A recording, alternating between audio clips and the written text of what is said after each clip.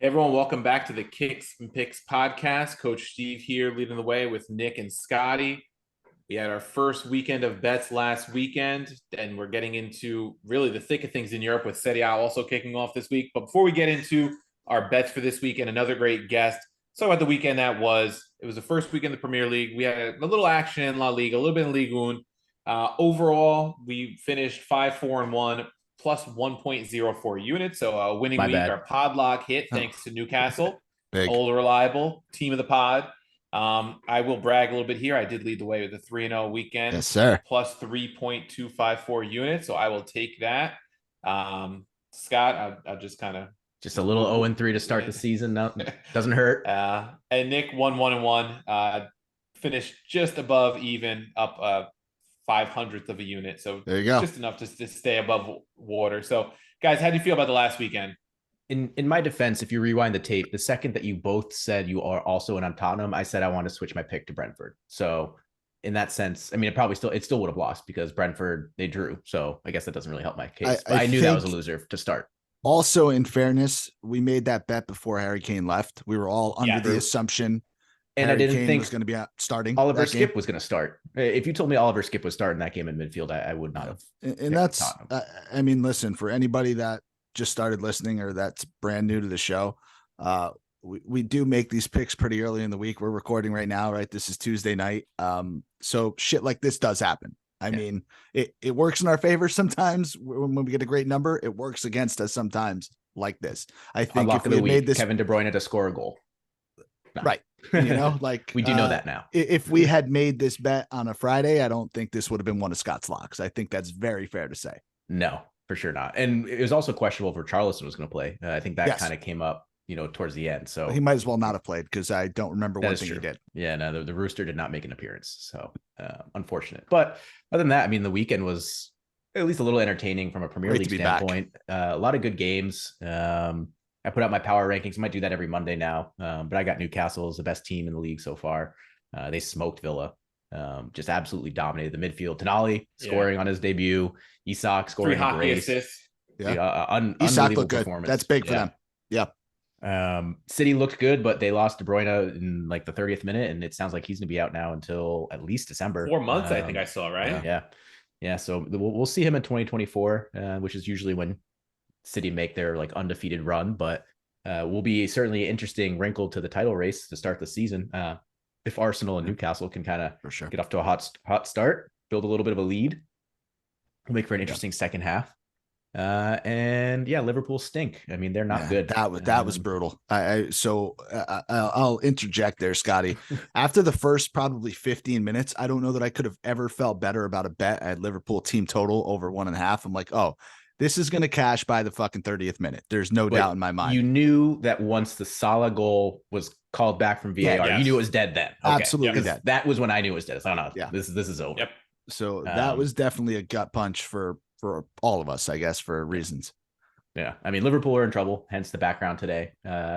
Went into the weekend thinking that, Liverpool top 4 very much on the table and potentially a strong season.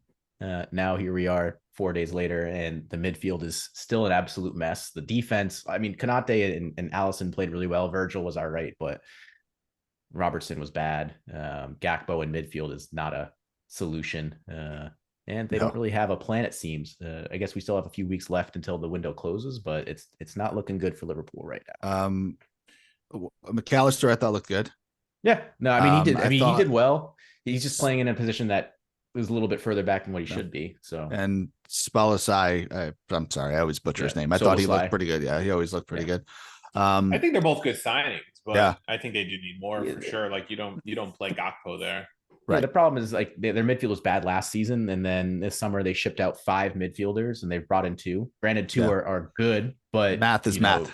They've got to add at least another 2 more, in my opinion, and they still need to have another defensive back because we had Konate and Virgil playing there today or last weekend, and they're still healthy, but there's going to be a time where one or both of them aren't going to be available, and Matip and Gomez is not really confidence instilling in terms of defensive prowess. So I heard Harry Maguire's available. Yeah, I heard Harry Maguire's not leaving unless United pay him 15 million to get out of the contract. So don't blame him.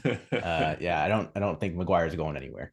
So 2 things I do want to say, 2 rules that came true before I toss it up to Coach Steve and let him brag a little bit. 2 podcast rules did come through for us. And number 1, it's Newcastle money line is just has to be our biggest moneymaker of all time. Yeah. So love that. And Real Madrid at plus money. I mean, like that was the one thing I tried to hammer home last week. If you get Real Madrid at plus money, you take it, and it came through. So with that said, Coach Worldwide went to, I believe, 3 different leagues. 2 or 2? 2. Just 2. Okay. Well, 2. Coach Worldwide. I stayed in the Premier League for 2 of the picks. All right. But you came through with a very easy 3-0 week. Yeah, I rode similar to the Kane situation at Spurs is Mitrovic at Fulham, but Mitrovic actually was still on the roster on the weekend and played a part in that match. And I got that draw no bet against Everton. I just felt good about Fulham. Don't know how much I'll be riding them until I see what they look like without Mitrovic in the next coming weeks. But 50 million, right? They're saying last year. Yeah, a lot of money. We'll see how they reinvest if they do. But they were a team I liked to bet last year because they would usually get pretty good value, and it played out against Everton this week. I mean, draw no bet at plus 135. I could have lived with a push if I had to there. Yeah. Brighton minus 1.5 against Luton Town. I did not think Luton Town stood any chance against Brighton, and that was easy. And then I took Lorient getting a goal and a half at PSG at minus 105. And I said, a lot of turnover at PSG. There was no Mbappe, all these guys on the way out. And the only thing that annoys me, I got that, but I had the parlay boost on DraftKings. I took 3 matches, I think. Trying to think, I forget which Premier League match I had because it was the same day as those games. It might have been Brighton. It was Newcastle. Yeah. So I had Newcastle. I had Real Madrid because I had to go with you there, and then I had PSG. Just simple money line, I think. Was the pick. Wasn't that like a plus 500 or something like that? I saw when you posted. Yeah, it was something like that, and I was plus 500. I was like, this should cash. I felt good about Lorient keeping it close. I didn't think PSG wouldn't score a goal though. So I'll take my 3-0 for the pod, but it would have been nice to cash that also. It would have been a nice way to start the season. Gonna be a Brighton long low-key season. may be the real winner from this weekend. I mean, they look pretty good, and considering they've sold off about 200 million pounds worth of midfielders. Not too bad to continue that streak against Luton Town of all teams, but things are got to stack up points like that. Teams like that, you got to start off really good, really early. And they have a good recruitment strategy, right? They're bringing in that Argentine left back I saw for 10 million today, and that's just part of how they build their squad. I think De Zerbi is a really good young coach. Nick and I saw him plenty in Serie A with Sassuolo. He built a good side there before he went to Shakhtar, and then the war happened and he had to leave that job, and now he's at Brighton. But I think they're set up well to again push for not top 4, but I think they could push for top 7 again. Yeah. I mean, João Pedro looked really good. That was like their big forward signing, and they kind of needed it, right? I don't know how long you want to rely on Welbeck, but as long as he's healthy, I think they'll be pretty lethal up front. Sure. Yeah. All right, so since we have a guest coming up later, we're going to get into our hat trick picks right away before we bring on a Napoli guest. We're going to be talking the Serie A champs later in the episode. We'll let you in on who that is later on. But Scotty, kick off our hat trick of picks. Yeah, I'm going to start with a shot in the dark here. Look, it's a pick that's long odds, but I think the value is unbelievable considering where both teams are right now. So I'm taking Bournemouth draw no bet plus 800 at Liverpool. Look, Liverpool are a mess right now. They might figure things out before the window closes, but it's probably not going to happen by the time they play Bournemouth, right? It's now Tuesday night. There's no rumored incoming midfielder signings. I don't think Thiago or Bayetic are going to be available to play. So they're going to be trying to play some sort of similar formation with the similar cast of characters that they did against Chelsea. And I don't think it works. It just doesn't. Maybe Nunez starts in this time up top instead of Jota because Jota looked a little bit off the pace against Chelsea. But I don't think it's going to matter. I think this line is severely exaggerated just because last time Bournemouth came to Anfield, they left with a 9-0 beating. But in March, they got their revenge and they beat Liverpool 1-0 at home. So they're certainly capable of winning. Plus 800 on a draw no bet line against a very mid-table looking Liverpool. when Bournemouth themselves looked okay last weekend. I think they got a 1-1 draw, and they managed to pull through in like the 84th minute. So I think they're capable of scoring, certainly against this, high line, no press Liverpool midfield. So I'm taking a shot here. I could certainly see this being a bit of an upset and causing even more disarray in the Liverpool world. So if it happens, I want to stand to profit off of it. And it's plus 800. So I'll take it. Two things I want to say about this. This is also misvalued because Liverpool didn't win last week, when I think they clearly dominated. I think the books have to imagine Liverpool is not going to start the first two games without a win. But shit, dude, you can get Bournemouth plus a goal and a half for plus 120. I think that's insane. Okay, take it if you guys want that too. But again, plus 800 with a draw no bet. No, I'm not trying to talk you off your lock. I'm just saying, if anybody's listening and if you're not a believer, plus a goal and a half. If you're looking for something that's more of a lock than a just like, hey, let's take this value and buy the ticket, then fine, take plus 1.5. I wouldn't begrudge you. All right, there you go, Scotty. That's why he's in the burning room over there, going against his squad. All right, I'm going to go to Serie A with my Liverpool to like a 4-0 victory. By the way, just for anybody that's listening, he'll sacrifice that unit to get 3 points on the table. So I'm going to go to Serie A with my first pick. I'm going to go Fiorentina money line plus 130 at Genoa. Genoa won Serie B last season. I expect them to avoid relegation this year. They're back in Serie A, one of the most historic clubs in Italy. However, I think Fiorentina just has too much quality for them in their first game back in the top flight. And I think there's just too much value in Fiorentina here. I know they're getting a little bit because they're on the road. I think draw no bet is also an option. It's at minus 145 right now. If it moves closer to the 130 range, I'd probably consider draw no bet and take the protection. But right now I'm going Fiorentina money line at plus 130. So I'm on this game as well. My first lock is over 2.5 goals. It's plus 105. Just because I agree with Steve. I think Genoa has a goal in them. I really do. I think that, they're not coming up to just go right back down.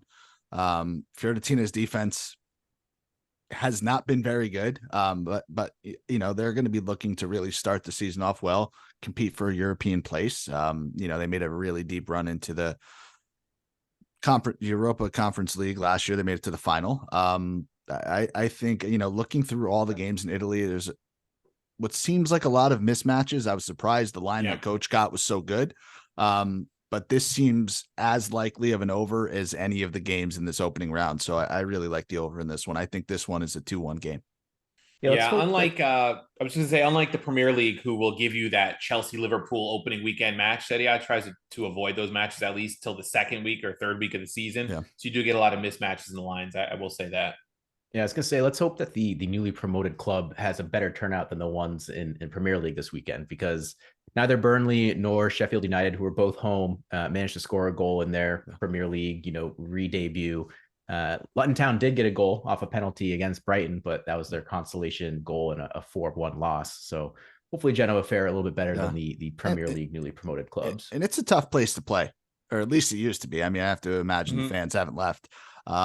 So I really hope they get one. I mean, I don't know if Fiorentina can win this game 3-0 on their own. They might be able to, but I really see this one as a 2-1 game. Yeah. Well, for my second pick, I'm going back to the pick that did not fare well last weekend, but I'm going back with Tottenham. Draw no bet plus 105. They're home versus Manchester United. Tottenham drew Brentford 2-2 last game, and I don't think it was so much that they looked bad. I think Brentford looked better than maybe what we expected given the lack of Tony and Raya. Brentford did benefit from a penalty from Heung-min Son coming back to try to defend, but Tottenham, I think under Ange for the first game looked pretty decent, especially without Kane. I would have preferred a better midfield, but you get what you get. On the flip side, on Monday, United, I don't think looked very good at all. They were lucky to come away with a win against Wolverhampton, which is like the hot in the streets pick for relegation, it seems, because they lost Lopetegui and a bunch of their senior players, but they still look pretty good going forward. And I think if their finishing was a little bit better, they certainly would have had a goal. Andre Onana decision, be damned. He looked like he gave away a penalty in the 95th minute that just didn't get called. So I like Tottenham here at home, draw no bet. I don't see United picking up a win based off of the form I saw on Monday to this weekend. And I think Tottenham have a few goals in them, especially if United kind of play and set up the way that they did against Wolves. Their finishing should be a lot better than Wolves, and I could see Tottenham getting 2 or 3 in this one pretty easily. Right. So agree. Scotty going back to the well without Harry Kane. I'm going draw no bet this time though. Yeah. And they're at home, so it's a little bit different. Everything you said about United though is spot on. I mean, they probably deserve to lose that game, or at least draw. I mean, Wolves looked better than them for the majority of it, and that's and Coach in the group chat. Coach was trying to put a live bet on United in like the 60th minute because they're like minus 120, and we talked them out of it because Nick and I were both watching, and I don't think we foresaw United escaping with 3 points there. Yeah. So they got it, but they got it by the skin of their teeth. Yeah, I turned it on around the time I sent that text, and I went with you guys because I figured you've been watching the whole match. But it was just, when you have that feeling with those big teams, like sooner or later they're going to find one. That was a feeling I had. They did get it, but also probably could have had a draw in the end if I had, knowing my luck, if I had taken that live bet, Onana gets called for the penalty, finishes 1-1. You're probably right. Lose the bet. That's Coach's fault. Yeah, definitely. And did you? So was this before or after? What's his name hit the post? The forward for Wolves. It was before. Okay, yeah, it was before. Yeah, because that was like in the 75th. Yeah, minute. It was around there. Yeah. So anybody who's a Wolves fan, it's my fault that Wolves lost and didn't get that point. I take the heat on that one. I'm going to Premier League with my second one. I'm going Nottingham Forest money line minus 115 against Sheffield United.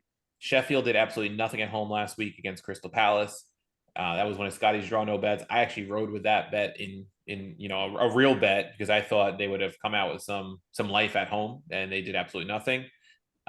Meanwhile, Forest put in a pretty solid shift against Arsenal at the Emirates, coming close to getting a late tying goal. I think Forest takes care of business at home here. I like it. All right, I have to go with my squad. First week, first game. As we mentioned, a lot of mismatches. This was on paper as big of a mismatch as any other game, but the line does not reflect that. Lazio money line away at Lecce. Listen, I think Lecce is a pretty solid candidate to go down. I think they're actually second most favored to be relegated.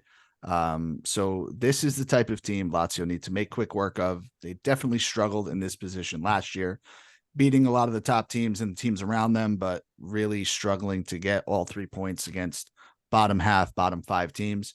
I think that cannot be the case this year. And this number reminds me a lot of Coach Steve's Fiorentina bet. I just think it's way too good to pass up. Man, Nick betting on his team. I would have guessed Coach would have bet on Roma before Nick bet on Lazio. Yeah, Roma's like minus 300 or something like that. Without Dybala and Pellegrini both suspended, they're minus 300. But I have to agree with Nick here. I think plus 105 is a good number on Lazio. Lazio's pretty much got their whole starting 11 available. I'll live with the eventual 1-1 tie, but I mean, you got to take this bet. Yeah. Kamada doesn't start, probably comes off the bench. They're one of their bigger signings this summer, but when you look at Lecce, there's not much that makes you say they can pull this off. I know they sold Hellman to, I think it was Sporting Lisbon recently, who was really one of their better midfielders. I as much as I love to support the Pugliese squads, being that's where my roots are from, I don't see it happening. Yeah, is what's his face still there? Strafezza, the little Brazilian dude. Strafezza's still there, yeah. I mean, he's good, he's dangerous, but I don't know who he's going to pass to. Not much else to get you excited there. All right, I will bring things home. My final pick this weekend is going to be the under 2.5 in Aston Villa versus Everton. Neither team looked good last weekend, to say the least. We talked about Aston Villa getting smacked by Newcastle. So they're going to look to rebound, but they also lost their arguably best defender and captain in Tyrone Mings in that game as well. So kind of a double loss for them. With that said, Everton, they had 19 shots, 9 shots on target at home, and they still managed to lose 1-0 in their opening match. Neil Mopai looks like he is completely lost and useless in front of goal. I mean, it's tough to find a striker that had a worse performance than him last weekend. And I think, Sean Dyche in the position that he's in right now, if he doesn't get at least a point here on the road, things are going to be kind of in panic mode already for Everton, given the fact that they've tried to get out of relegation and escape relegation in 2 consecutive seasons. And they start, the first 2 weeks with double losses against, mediocre mid-table to lower table teams, it's going to be an issue. So I expect defensive Dyche to come out. I think they're going to try to set up, maybe try to win this one if they can, 1-0. On the flip side, Villa, they still have Ollie Watkins. I think he's good, but they don't really have a Robin to him. I know they're bringing in Zaniolo, but we love talking about Zaniolo's inaccuracy in front of net. And I don't even know that he's going to play this weekend. No chance that he plays this weekend. No way he plays. Just getting in, but they don't have anybody playing behind him. I know Diaby was the one that got the goal against Newcastle, but that was a incredible strike that's probably going to be really hard to recreate. So I don't see there being a lot of goals in this one. I see this actually being kind of like a really choppy defensive match where Everton are just trying to scrap together a draw at the very least. So I'll take the under 2.5 at -110. I don't feel like you're giving up a lot of juice, so it's worth it for me. All right, I'm going here now. Here I was putting this into the doc first today, thinking this bet would be the craziest of the weekend. Then Scotty trumped it by far with his Bournemouth bet, but I'm going Newcastle double chance at Manchester City. I mean, there's always a risk betting against City at the Etihad, but hear me out here. Newcastle's coming off that complete annihilation of Villa that we discussed earlier. Meanwhile, City, like we said, just lost KDB for what looks to be 4 months. And they also have to play the UEFA Super Cup on Wednesday, just 3 days before this match. I don't know if the Magpies win outright, but I do like their chances of getting a result here because of all those factors. I'm giving this one a shot at plus money, plus 135. Newcastle can't be playing any better after the first weekend. So I'm going to take a shot here with our team of the pod. You're hot, bro. You're feeling it. You put it down. This is a fucking winner. And I can't wait to brag to the rest of the world about it. Winner of my book, coach. So I'm going to go back to the well for our easy over squad. 2 of them actually, but one that we really need some help from. Atalanta, I think they are going to be potentially a surprise team in the league this year. I like their team total, 1.5 goals over, -120 at the worst defense we've ever seen, Sassuolo. I just think there's no way we can pass on this Atalanta team total week 1. I don't know. I don't see a world where they don't get 2 in this one. And the over is so juiced in this one, 3.5 goals. It's plus 145. I think the over 2.5 is like -180. So books are expecting goals. I don't see a way that Sassuolo outscores Atalanta. Team total seems like a lock here. Yeah, Atalanta was an easy overs team from us from the beginning, right? Yes. That's one of our OG easy over club. I know this because I had to look up the stats today to put some stuff together. They were averaging 2.3 goals a game when we were first like riding them really, really heavy. They were down to 1.7 last year. So they dropped half a goal. But guess what? 1.7 is higher than 1.5. So I think they, you got Lookman, who's coming in for his second year. He was phenomenal last year. Skamaka's coming in. He's got a big chip on his shoulder and a point to prove. And Sassuolo plays that wide open, no defense. Yeah. Can't rely on them for 90 minutes game. So Atalanta's really going to want to get 3 points in this game. I think they get 2 pretty easily. Agreed. And that takes us to our pod lock. We went Newcastle last weekend. This weekend, we're going with another team we were talking about earlier. That's Brighton, moneyline -110 at Wolves. I mean, we praised them earlier. Wolves held out against United pretty long. This could be a kind of a scrappy match for Brighton to find a goal because Wolves can defend pretty well. But, I mean, I sent this to you guys, and you guys both quickly said, lock it in. We all agreed quick, and we don't always agree quickly on these pod locks. This is one we all liked. So maybe that means fade it, but we love it. -110, Brighton money line, lock it in at Wolves.